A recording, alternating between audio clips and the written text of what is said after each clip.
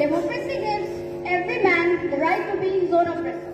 A very warm and delightful good morning to our all present here.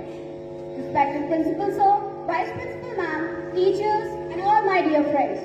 Today I am the Panchali Party of Class 11th E standing here in front of you all to deliver a short speech on the topic democracy.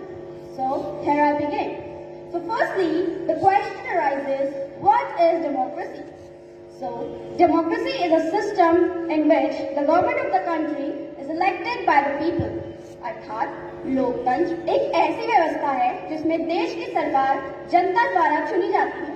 And it is the only form of government in which the will of the people is reflected in an administration.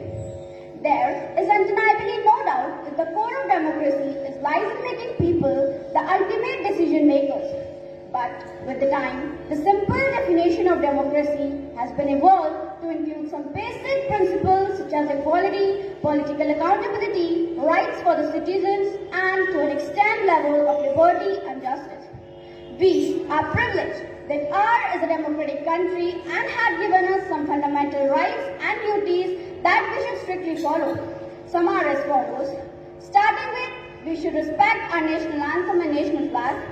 We should protect the sovereignty and integrity of our country and many more. But the democracy is the one in which the 51% of the people snatches the rights of the other 49%. A great personality, Mr. John F. Kennedy, had said that ask not what your country can do for you, ask what you can do for your country. I repeat, ask not what your country can do for you, ask what you can do for your country. Means that यह न पूछे कि आपका देश आपके लिए क्या कर सकता है, बल्कि यह पूछे कि आप अपने देश के लिए क्या कर सकते हैं. At last, I would like to conclude my speech by saying that democracy is the government of the people, for the people,